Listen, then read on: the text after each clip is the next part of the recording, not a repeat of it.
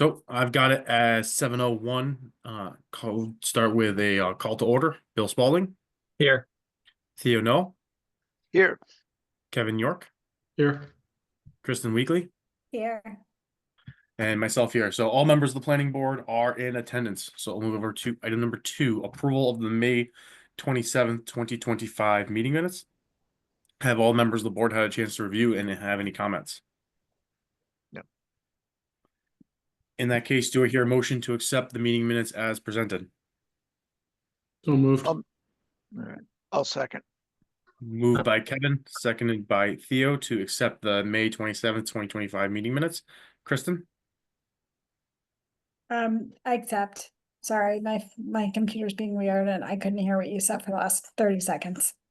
There's a motion on the floor by Kevin, seconded by Theo to accept the meeting minutes from the May 27th, 2025 meeting. I accept. Bill? Yes. Theo? Yes. Kevin? Yes. And yes, so motion passes 5-0. In that case, I'll move over to item number 3, the continuance of the public hearing for 154 to 158 Salem Street subdivision. Mr. McGrail, I believe you have an update for the board. I do, Mr. Chair. Thank you. For the record, Attorney Brian McGrail here for the applicant. I'm by myself tonight because I think I'm going to be rather brief. As the board is aware, we're working on a revised drainage study on behalf of all 3 boards, conservation, zoning, and your board, that will be reviewed by the town engineer. I spoke with our engineer today. He's about a week out from completing that. So we do not have any new evidence or testimony to present tonight. And I'm here specifically and respectfully to ask for this to be continued to your July 22, 2025 meeting. We've already extended the time for your board to act until October 1, so we're in good standing on that. And by the way, for the record, if necessary, we remain ready, willing, and able to extend that date if we need to. And Mr. McGrail, just looking at the schedule of items, do you think that, because we're figuring out which meetings we're going to hold in July, do you think that you would be ready for the July 8th meeting, or do you think you'd have to wait till the 22nd? We will not be ready for July 8th. Yeah, Okay. I don't, because what's going to happen is once he's done about a week out, as we've said, we've commitment to work with our neighbors who have an engineer that they're going to need to review it and want to give them adequate time, and then the town engineer. And we'd like to try to have everybody in sync before we come back. And with the 4th of July holiday week, I would be it would be too optimistic to think we're going to be ready. So, I mean, if you're not going to meet on the 22nd, then we would just, we would just push it to your meeting in August, whatever works for the board. Okay. We certainly don't want to inconvenience the board. We can be flexible in that regard, but the 8th will be too early. Yep. Okay. Totally respect that. So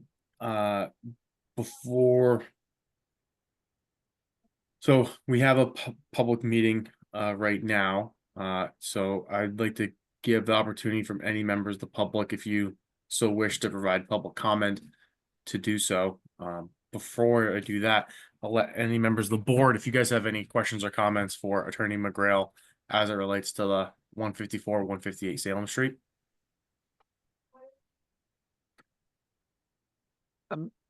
I know you're working on the revised study. Are there particular elements that you're improving, or Oh yeah, we've taken everything into consideration, but it really required a redesign, Theo, because we went from the 13 units in the back to the 8. And so and then we had initial comments from the town engineer, and we had initial written comments from the abutters engineer. So we're taking all of those into account as part of our redesign to try to address their concerns. Okay. All right. Thank you. Any other member of the board have any questions or concerns? Any member of the public wish to speak? Feel free to raise your hand at this time. Okay, seeing none. In that case, if you don't mind, Attorney McGrail, do you mind if we confer related to the other items of the board business, so we can figure out which meeting we're going to meet before we take a vote on public continuance of the meeting? Whatever's the board's preference. And again, I don't want the board to do a special meeting for this. So Especially just in general, it would really feel horrible if, like you said, we'll have a meeting in July 22 for you, and then we send a letter that we're not ready. That would not be fair to the board, especially in July, and we don't want to do. So whatever accommodates the board. So in that case, just for the other members of the board looking at the agenda, so generally we are not able to meet on our next scheduled meeting on 6/24 because there's a town election for town council. At this time, we had talked about having the bylaw review committee come at that time. So we potentially could push that to our July 8th date regularly scheduled meeting. In addition, the wetland or the Conservation Commission rather has reached out related to a wetland bylaw review meeting and has indicated that either the 22nd or the 8th work for them. So I think we've got those two items that we need to pick up. The bylaw review might be better to take a little earlier, just based on trying to make sure that we keep them moving before the fall town meeting. Beyond that, there's no other board business in the month of July at this time. So I know that some people were fighting some schedules as it relates to between the 8th and the 22nd. And so I know I'm unavailable on the 22nd, but more than happy to have someone else pick up the meeting, or we could schedule the bylaw review committee and the wetlands for the 8th, and then push the 158 Salem Street to the August 12th, which would be our next regularly scheduled meeting. So other members of the board, if you guys have any specific thoughts, I'm more than happy to discuss which one makes the most sense. Can we do both the conservation wetlands review and the larger bylaw review on the 8th? I believe that those two, if we did both of those, I think that would probably that would be able to take up the bulk of that meeting / the entirety of it. But I think we could probably do both of them concurrently based on my understanding of the nature of the ask. Okay. And I mean, yeah, okay.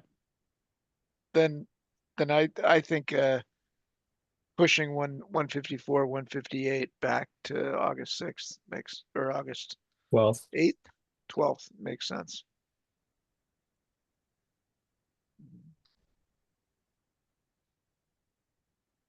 Okay.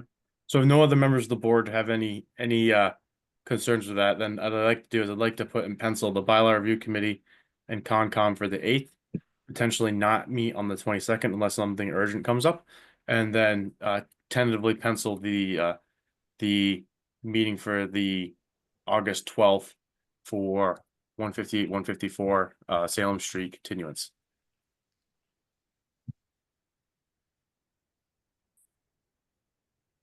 Sounds good. Yeah, that from my perspective, that works. I would prefer that you were present, Mr. Chair. I always like a full board. Yeah. Especially, I think that meeting is going to have some important information. So, so I guess respectfully request that you just continue this to the 12th at this point of August. Okay. So in that case, and correct me if I'm wrong, I believe we need to vote to continue. You should. Yep. And I don't think you need an extension of time at this point, because that's going to give you the whole month of August and September. So Yeah. we're safe. We're safe. And honestly, at that meeting, if we think that we're up against it, it's not like extending it at that time would be a problem either. Won't be a problem. Yep. So, okay. So in that case, do I hear a motion to continue the 154, 158 Salem Street subdivision to a public meeting on August 12th at 7 p.m.? So moved. Second. So motion by Bill and seconded by Kevin. Kristen, Yes. Theo, Yes. Kevin, Yes. Bill, Yes. and yes, myself. So motion passes 5-0 for the continuance of the public meeting for August 12th. So thank you, Attorney McGrail, and look forward to hearing more about the project on the 12th. Thank you very much. Next thing is item number 4, which I believe is also you, Mr. McGrail. A&R plan, which I believe went out to the board earlier last week, related to 466 Water Street. I'll pull up the plan unless you would like to do so, Mr. McGrail. It's up to you. I have it teed up if you want me to do it. If you want, in that case, I'll let you drive since it's your plan. Thank you. Thank you, Mr. Chair. For the record, Attorney Brian McGrail representing the applicant 466 Water Street LLC. This is property at 466 Water Street. It's at the corner of Montrose Ave. The frontage is in the business district. Requirement in the business district for frontage is 40 feet. Both of these lots meet it by quite a bit. As you can see, this has 64.05 feet, and this lot has 61.64 feet. So this has been, we already have an A&R plan signed on this, or have one endorsed a while ago, but we just changed the lot lines a little bit before. So this is not a property that you haven't seen before. We're just altering the lot lines at this point. So it's a simple request for an A&R endorsement. Any members of the board have any questions, concerns, or comments related to the A&R?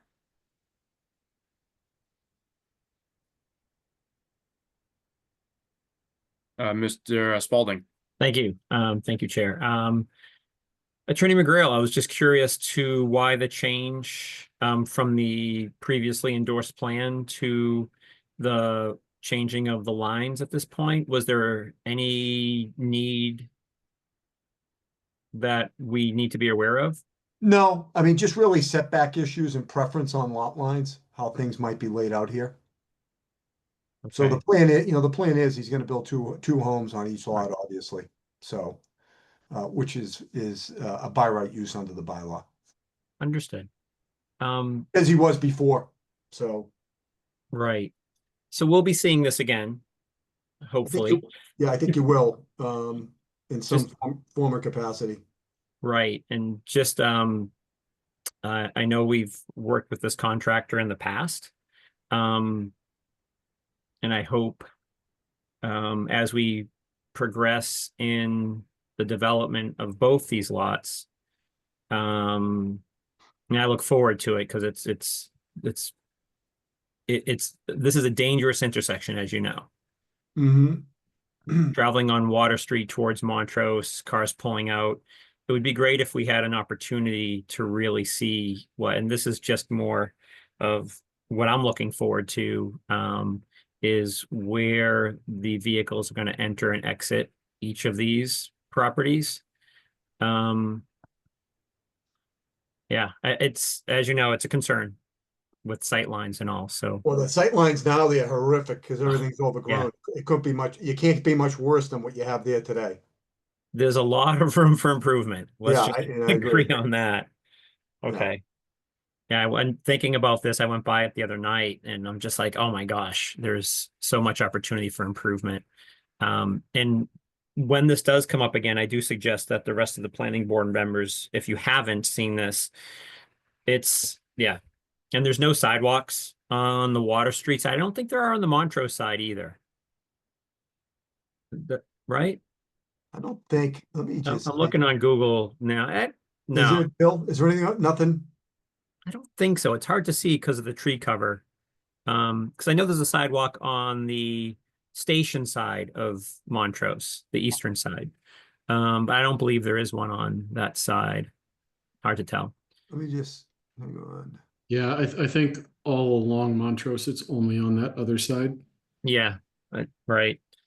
So I'm gonna- Right. so So just I'm this- fine with this the is, revised lot lines. And yeah, yeah, there's no sidewalk, Bill. right. There you go. Under You the got a lot trees, of, it's you got a hard to lot of see. growth here that is Yeah. just not, and you got Right. people pulling out here where this isn't the best. Yep. And I think this is being very generous to the way it looks, because it doesn't look like this now, Bill. Right. I think these might be another 4 feet out, if you know what I mean. Yeah, it's the view from water coming towards Montrose that's so difficult. And if you're ever pulling out of Montrose, trying to take a left turn onto water, yeah. I think there can be improvements here as far as the use and also the site distances. Yeah. And we know there's no crosswalk there, but we do know people cross there. So I've seen school kids crossing. So yeah, just when it gets there, just to inform the developer that we'll be really looking at that. It might Understood. even be worth, I don't know, at some point just to walk the site. All right. I don't have any other comments. I mean, everything's in here. No waivers at all, correct, Attorney McGrail? Correct. Okay. And it looks like everything is required. And I know we have a new member of the board, Kristen. As you might have seen, I know, and this is the first A&R, so this is not to go into the whole what it is, because I know we prepped for this Yeah. but if you do have any questions about how this is laid out, Attorney McGrail is really good at explaining it. And I think with our experience on the board too, this is a plan that we endorse when it does have all the information that's required by the state. And with our own information that we require on it, we really don't have a choice when it falls into all that, but we can make Okay. comments. So, okay, so that answers part of my question, because I think I have also seen people cross there. So my concern is, but I mean, saying that we want a crosswalk really is not in our No. purview. I mean, sidewalks wouldn't really be either, would Nope. it? No, and we won't get there until if this lot does get developed and the two Mhm. houses do happen, we'll get to see it again. Okay, Yeah, and then we'll see more developed drawings, like the location of where the houses are going to be, the setbacks, the sight lines, where the curb cuts are going to be. And that's okay, when we really start to get involved with the safety, okay. right? That's what Okay. And Attorney McGrail, if I missed anything, please feel free to add. No, I think you're spot on. And, as you said, it's really, this part of it's not discretionary. It's kind of, there's no choice. That's why they call it an approval not required plan. There's no approval required. You're really just voting to endorse it. And that's even made more clear within our bylaws.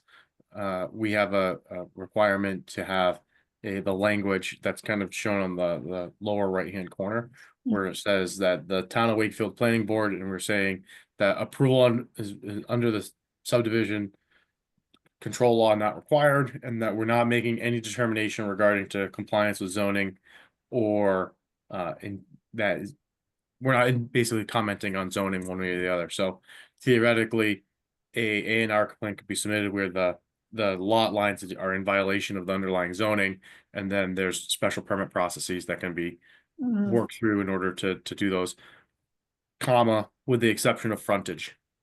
That's the Mhm. one thing that is dictated by the A&R statute. Yeah, okay. And Kristen, just the last thing that could come up is Mhm. that sometimes it's hard to find those pins for the lot lines, and some of these are property lines. And sometimes these property lines have moved over the years, considering like fencing and whatever from previous, and people have been there for a long time. So sometimes that comes up as an issue too, and we might have some abutters just not disputing, but trying to make sure it's completely understood that this is accurate. So with that being said, the other thing I'd like to say before we potentially move to an endorsement is Attorney McGrail. I remember maybe about a year ago, we had a large number of A&Rs that came through, not a large number, but a number of A&Rs came through. We were having non-conformance with our standards. And I don't know what you either the documentation we provided with that checklist, or you were able to just to make sure that the surveyors actually were reading our bylaws, but I've noticed a noticeable tick in conformance to the bylaws and making sure that all the elements that we request are on there. So I do want to thank you for making the process much easier. So we're not having those some of those conversations about endorsing things that don't necessarily 100% comply. So thank you. Well, thank you. My strategy on that was telling the surveyors I was fed up with being embarrassed in front of the planning board because they're not here and I'm the one that owns it when it's not right. Yeah. And So Mr. Chair, I'd like to also thank former member Matt Lowry for helping making sure the information was put out there. So For doing the embarrassing. Yes, yeah. I didn't want to say it that way, but thank you. Yes. Yeah. Yeah. So that being said, any other members of the board have any other questions, concerns, or comments, or do I hear a motion? So I'm happy to make a motion that the planning board endorse the A&R plan for 466 Water Street as presented on June 10th, 2025. I'll second.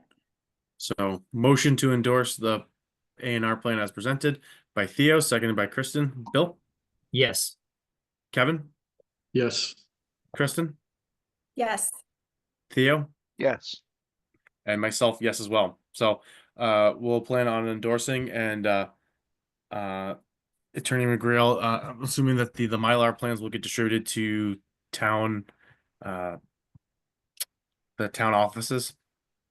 Yes, so I'm trying to think, I think we already, yes, yeah, I have them, Mr. Chair, so I kind of held on to them because I didn't know where to bring them, where we don't have a town planner, so what would you like me to do?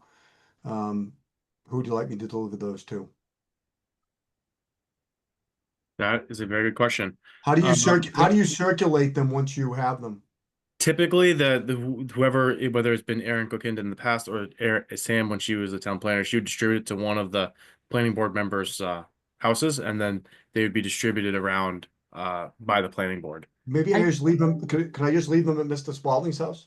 That would work well. That's typically Yeah, I where was going to suggest that. Why don't you do that, Attorney Yep. McGrail? Just leave them with me. We have that little vestibule out in Yep. front of our house that you can leave them with. Yep, that'd be great. And then, Mr. Chair, could you sign the application and scan that back to me when you get a chance? I have to file that with the town clerk. I'll take care of that and send you a copy. Yes, so I believe that application came over with the balance of the A&R. It So did. I can DocuSign that and send you a copy. Yeah, and then we owe you $350 to the town, so I'll just drop that with Sherry Dalton at the town administrator's office. That works. And then Yes, do not leave that on my porch. I don't want to, I don't want to be part of that part. yeah, I won't leave any money on your porch. I'll take that to town hall. Yeah, when you do so, can you have her issue, I don't know, a receipt of some sort, and then just send it to myself just to make sure that we've got a copy of that on file? I'll get a signed letter and send it to you. Yep, Perfect. great. Okay. Thank you very much. Thank you. Have a good night. Appreciate it. You too. So in that case, we'll close item number 4, the A&R plan for 466 Water Street. Move to item number 4, housing production plan discussion. So as the members of the board recall, at our last meeting, we had a lengthy back and forth with the staff who were putting together the housing production plan, and we had I think a fruitful conversation after we were all given copies of that draft plan for our review and comment. And so the intent right now is to have any further discussion out of the housing production plan and potentially to make a recommendation one way or the other to town council for them to accept said housing production plan. So with that being said, I'd like to open up to any discussion amongst any of the other members of the board if you've had further time to review, and any comments, concerns, or questions related to the HPP that we should be bringing up at this time. Mr. Spalding. Yeah, I do want to make a comment going through the document. It is deep, it's long, there's a lot going on in there. I really love how it was presented to us at our last meeting with the executive summary, with the bullet points and the descriptions underneath. I thought that will be key, I think, as the presentation to town council.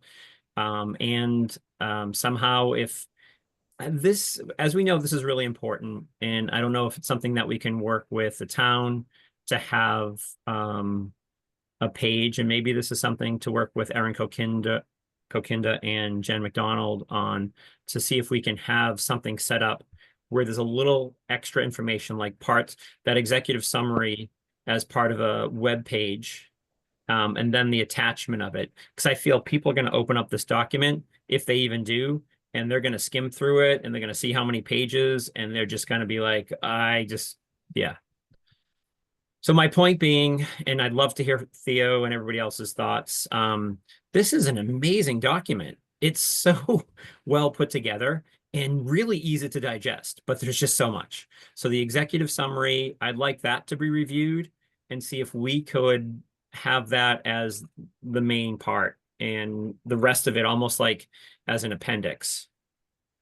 And I don't want to say we were going to reformat the whole thing, but it would be worth it to do that.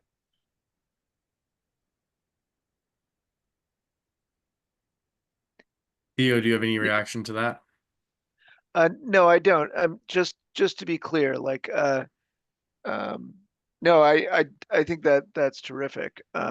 So sort of making it into multiple web-based parts on the website so that you're able to click on A, B, C, and D or whatnot. Right, and I don't, think would sorry to be interrupt, valuable. but I don't want to get into the design of it, but if we Yeah. have like a page Mhm. that the pieces that were presented to us as that executive summary at our last meeting, you would just click on a link and it would bring you to all the data backing it up. Yeah. Yeah. I know, it would be wonderful. That really would be wonderful. Yeah, So, you know, and in some cases, right, almost end with chapter 7, the strategies first, or begin with the strategies first. So, right. Just that chapter 1, the executive summary, and I even threw it into a chat bot, just like summarize this in 2 sentences. And it Yeah. was really well done. And then Yeah. with what was presented to us with the main topics with just, you know, the key, it was called the key findings. Mhm. And I think something in there going to, it's 100, I just opened it up again, just, it's 158 pages. Yeah. Yeah.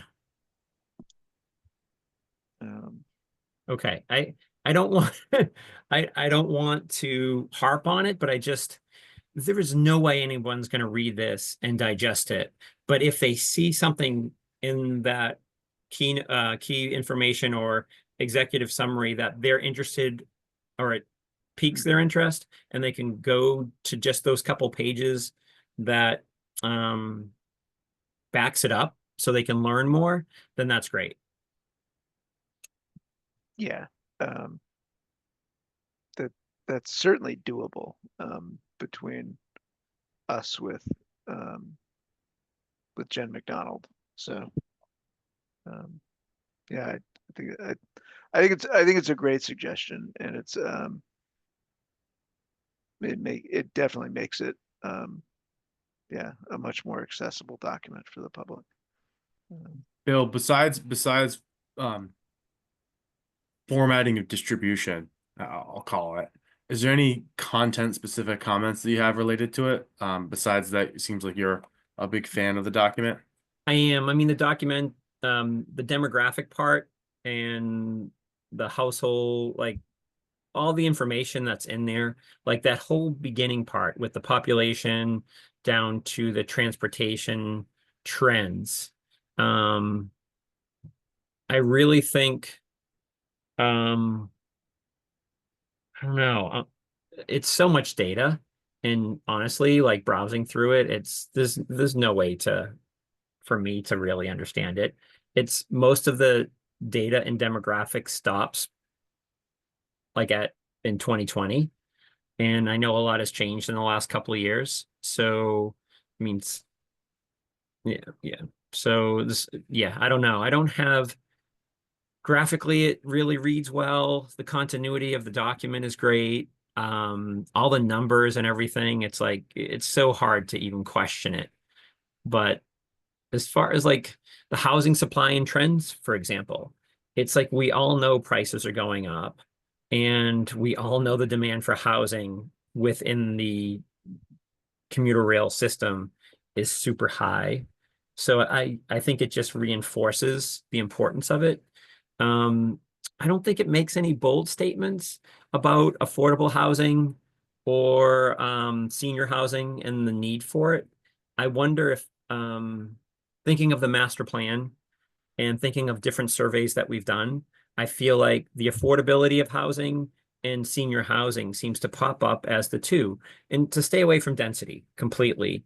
But thinking about how important it is that we define what affordability means for like the median family, single family home condo, and what that also means for senior living, if there's a possibility for it. So, yeah, those are the two main pieces that I hope are highlighted, I guess. Am I making sense? I think you're basically what you're saying is you the content you're in substantial agreement with, and you're just trying to make sure that we highlight the specific elements within the content of the housing production plan, so it doesn't become a document that just collects dust but becomes actionable. Right. And that's why after looking through it and trying to make sense of it, thinking if there was like a one page on the intranet that did have the summary of each part, and then you could click on that to go to the information, it would be great. And I don't think the town's there, but it would be great to see how many clicks each of those sections received, and collecting that data to see how many people clicked on the affordable one, how many people clicked on the senior one versus some of the other ones with demographics and all that. So I just think it would be, I don't know. The other part that I think jumps out is the definitions and like what they actually mean, like what the SRI really means, and the frustration of how it's a moving target. So I think things that come up in our meetings, these comments that come up on Facebook community pages, or every time we have a public hearing or meeting from the ZBA or from the planning board that talks about another 40B and what that means. It seems like the SRI comes up every time, the percentage, why aren't we there with all the new whatever, and how it all fits in. So I know that's more technical, but I don't know. I guess I'm at this point as frustrated as most that we didn't have this done and we let it lapse. Maybe there's something on that page that explains the history of the housing production plan. That's, again, I'm thinking back to like a small sentence saying the history, like Wakefield had this and then we lost it and now we're trying to get it back. It's so much. Yeah. Does everybody on the board understand what I'm talking about? You're talking about how we let the housing production plan lapse, and then that impacted some of our ability to solicit grants and such. And now we're trying to get it, this plan, if it gets adopted, will allow us to have access to those grants that we've lost in the past, right? Right. Yes. And also sort of more a little more local control over review of 40Bs.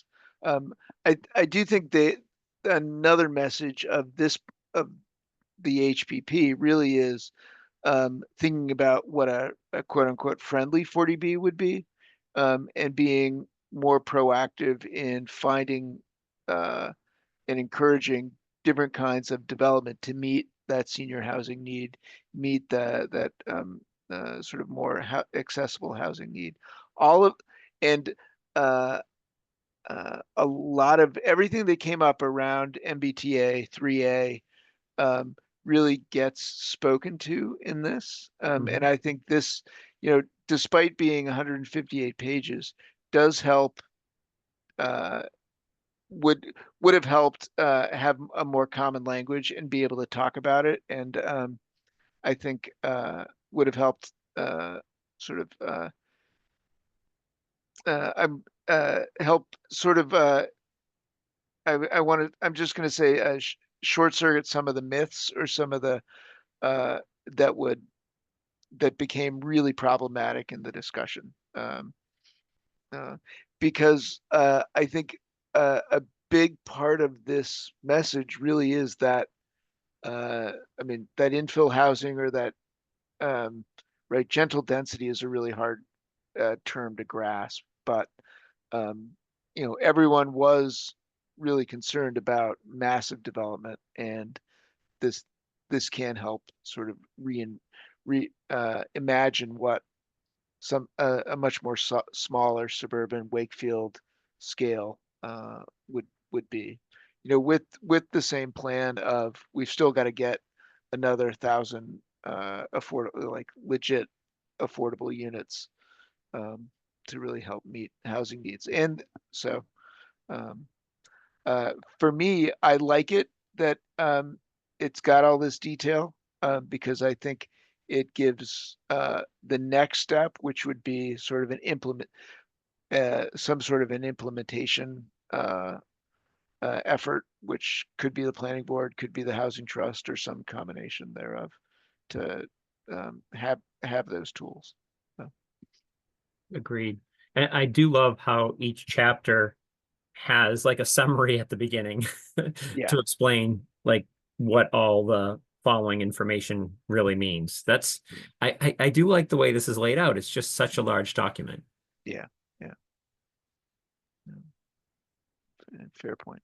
So No, I I want to think- make sure, oh, go for it, Kristen. Oh, yeah, no, I mean, I agree with you, Bill. Like if there's no one's going to read this whole thing in town except for maybe us, and no one's going to do it. So I think having something that like just kind of makes it more palatable for, folks is going to be really, really important to making sure that people are actually consuming the information because it's great information. Yeah. You know, I love the maps too. The maps are just fantastic, and the They're really pictures, and it's just really well done. Yeah. Mhm. So, I think the question I have to the rest of the board, is, first off, before we move to potential any actions, Kevin, is there any other feedback you wanted to have related to the document as presented? I agree with everything Bill said, and I would say, Theo, you made the comment that the detail will help with implementation. I also think what Bill was talking about, the ability to jump to certain sections, will also help with implementation.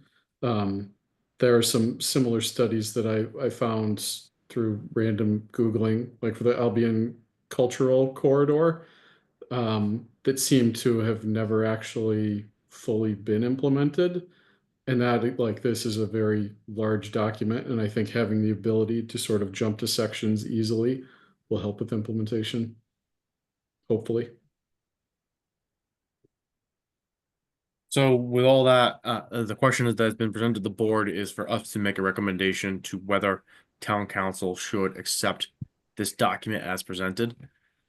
So I'd like to potentially, if folks seem like there's a consensus, take a motion on that. Before we do, I would just say, yeah, I think that going through this, to previous members' points, it's clear a lot of really quality information has been collated as part of this. It's, while long, relatively user-friendly in terms of digesting individual components of the content, and everything in here underlines a lot of the trends that I think are representative of not only Wakefield, but a lot of our similar peer communities. And I don't think there's anything in here that's really earth-shattering.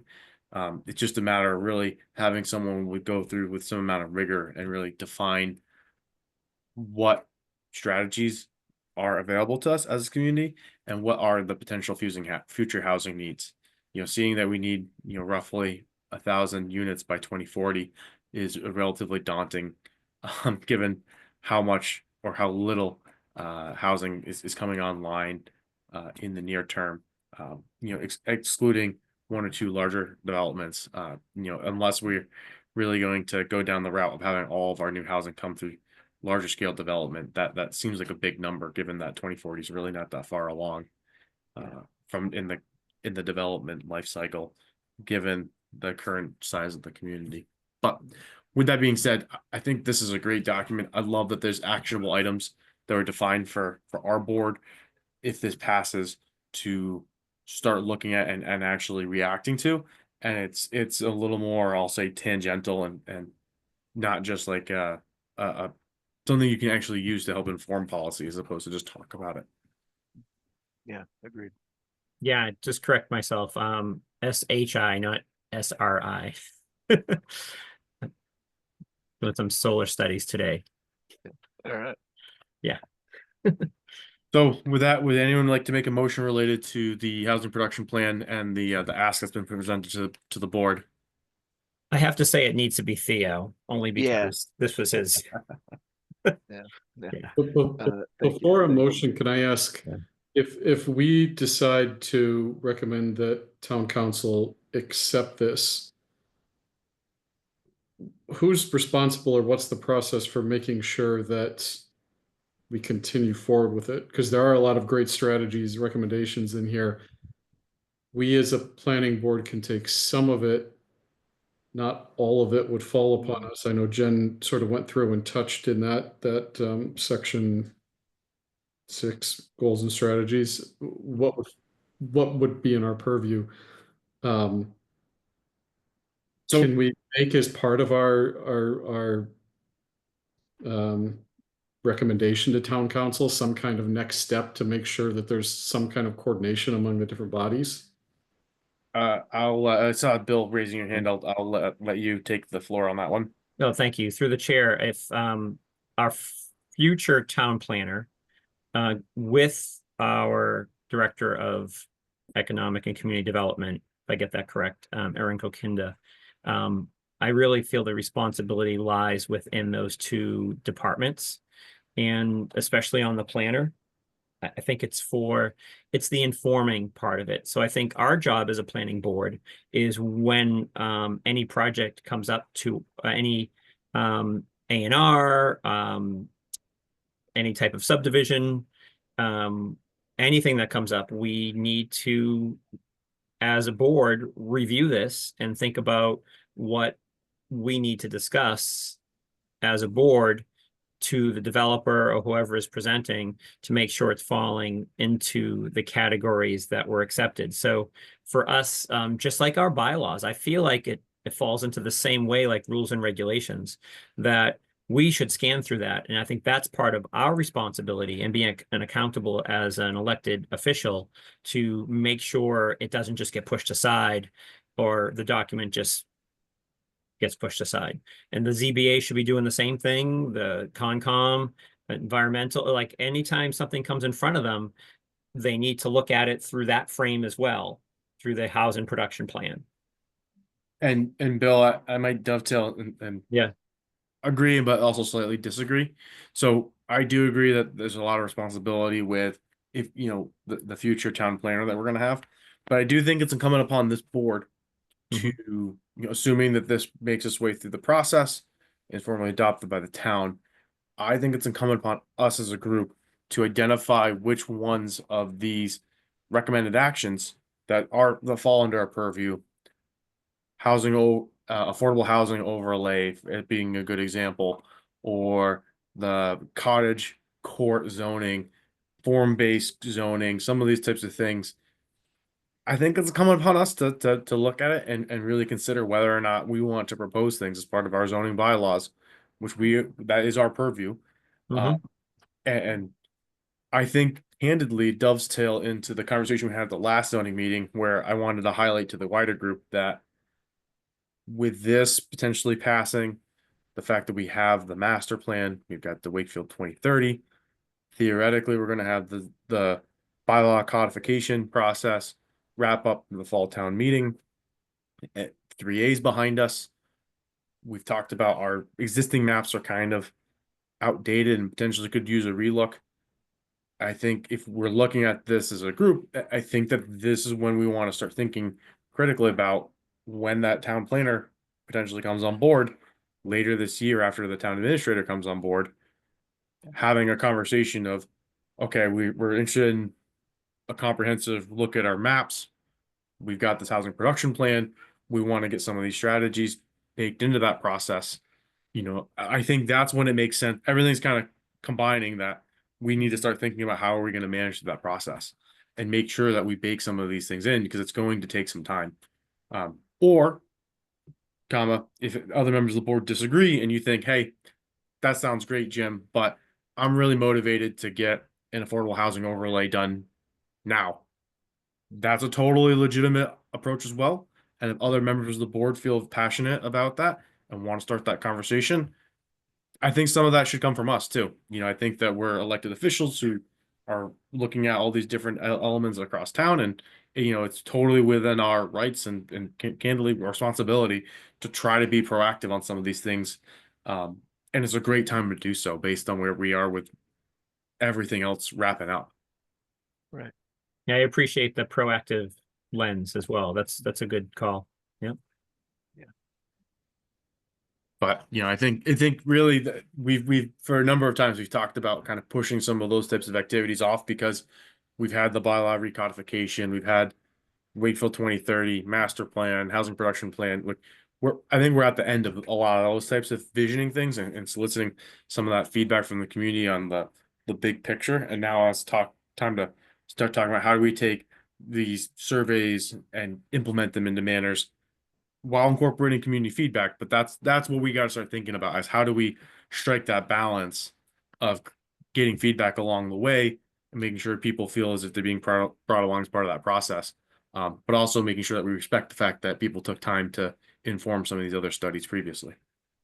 I do have another comment about this, and it's something I think as a board we should prepare tonight for the next town council meeting. I was a little concerned on Monday, yesterday. I was away from Friday to yesterday morning. And I was just like, okay, I got to get to this meeting. I was planning to go and everything. And then it's like, hey, it's not on the agenda. So knowing that it will be on the town council agenda for the next meeting, I think our physical presence as asked, I'd like to be there in person. So I think as a board, we should be ready if we need to speak about it or how we want to approach it. And I think Jim, what you had just mentioned about the proactive side, I would also like us to mention that. And I guess, are we endorsing? No, we're just I think the intent would be that we would recommend take a favorable. vote to recommend approval because it's Yeah. formally adopted by the town council. Yes. And I think it's an opportunity for our board in present, and whether Jim, I don't know if you're going to be there, or Kevin, the rest of you, Theo, Kristen, but I think it's a chance for us in front of town council to speak clearly about the importance of a town planner and that we should have involvement. I feel like I really loved having Sam with us, but I don't think any of us were part of the process of it, just kind of like, oh, Sam's here. Okay, great. But I don't think any of us were part of that process, unless Jim, you were. But no, right. So I think we need to We somehow were involved indirectly via some job description yeah, information, and I think you might have been part of that too.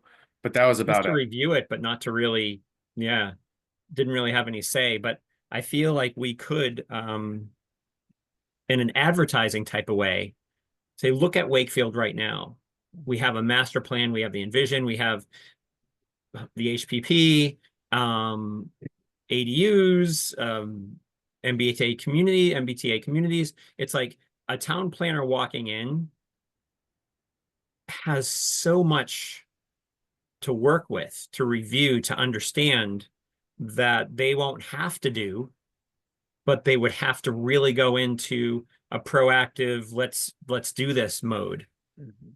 So I think that's a big selling point. I would have to say, in my position as an architect with 30 plus years experience and seeing this and being in a lot of planning board meetings and ZBA meetings over the years, I just think this is a unique opportunity, and we need to express that to town council, how important this next town planner is.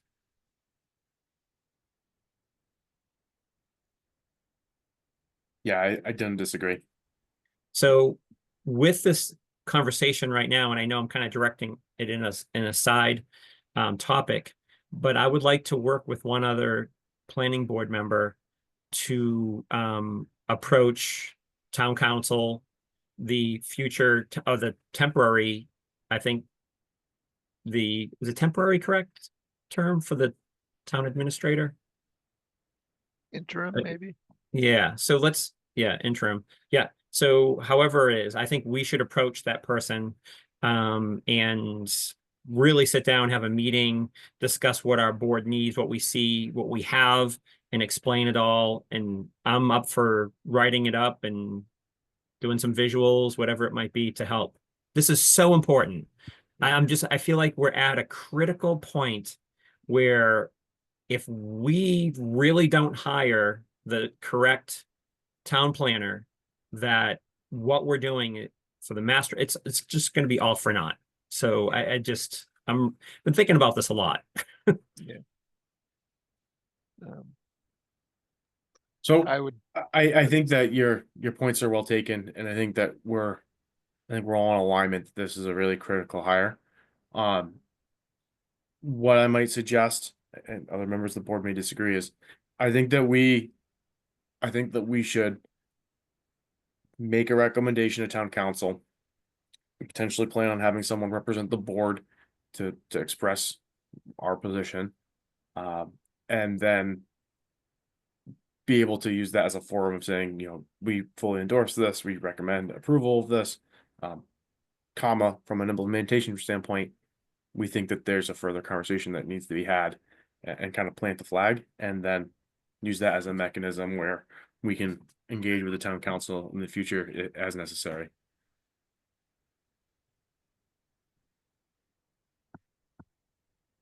All right, so I- sorry not to sidetrack us topic wise, but back on track. Unless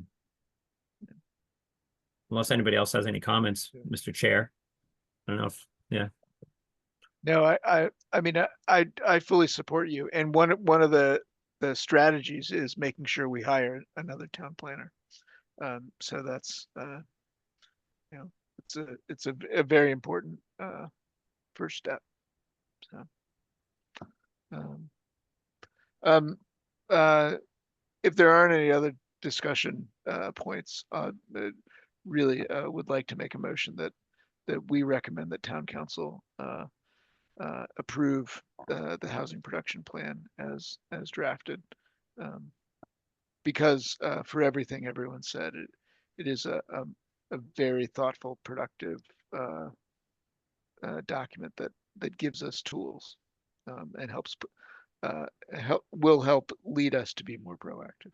So We have a motion on the floor from Theo to accept the housing production plan as presented, to make a recommendation to town council for them to accept the housing production plan as presented. Do I have a second? Second, Motion by Theo, seconded by Bill. Kevin, Yes.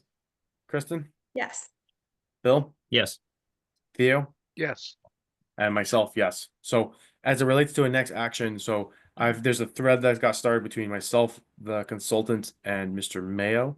So I will respond to that thread, indicating that the planning board has made a recommendation at this meeting, and to request if they have the space for us to be able to comment as part of their next meeting, and to confirm if we can get on the agenda.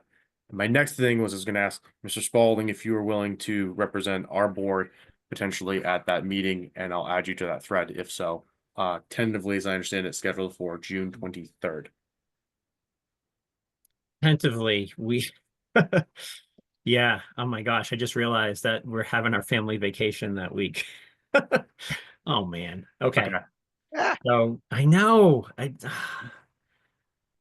we moved it around for something else that was happening, and yeah, okay. Well, in that case, so I could always be ask if we remote. can get representation from at the meeting, and if we Yep. can coordinate offline who would make sense. Okay. Who knows? Maybe we'll get pushed again. It very well could, so we'll see. So Okay. in that case, I'll respond to that thread, and I'll indicate to them the result of the board's meeting, and then ask if we can be added to the agenda and confirmation of when it will be presented. Mr. Spalding. Did you also on that message copy Sherry? Yes. If she's not on that. Yeah. So I know Susan's on it, the consultant, and Steve. So I'll add Sherry as well. Okay, thank you. Okay. Okay. So in that case, anything else on this item, item number 4, the housing production plan? Seeing none, I'll move on to item number 5, items not anticipated by the chair. So as earlier mentioned, I wanted to just highlight no meeting on the 24th for this body. Please go vote. We've got, I believe, 3 members of the community who are running for the seat vacated by Councilor Dombrowski when he was elected town treasurer. So please go vote. But because there's a town election, we are not able to meet.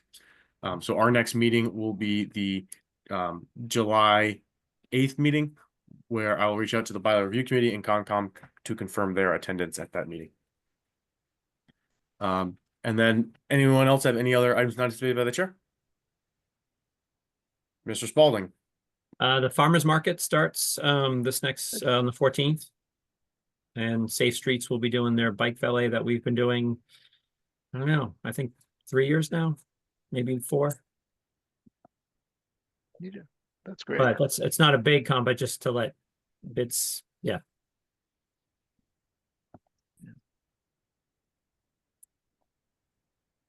Anything else, Mr. Spalding? Nope, thanks. Anything else? Sure. The Joint Center for Housing Studies, they publish an annual State of the Nation's Housing, which provides a big picture look at demographics and housing markets, but it does also distill some regional information. And they are having their release of that on June 24th. So, and I'll be coming back to the planning board with that information and links and stuff like that for everybody. Because it is a useful reference point. So. Okay. Anyone else have anything else items not anticipated by the chair? No. Seeing none, do I hear a motion to adjourn? So moved. Do I hear a second? Second. Okay, moved by Bill, second by Kristen. Theo, Yes. Kevin, Yes. Kristen, Yes. Bill, Yes. and myself, yes. Thank you everyone for Thank you. the time, and have a great night. Thank you, Susan. Thank you, everybody.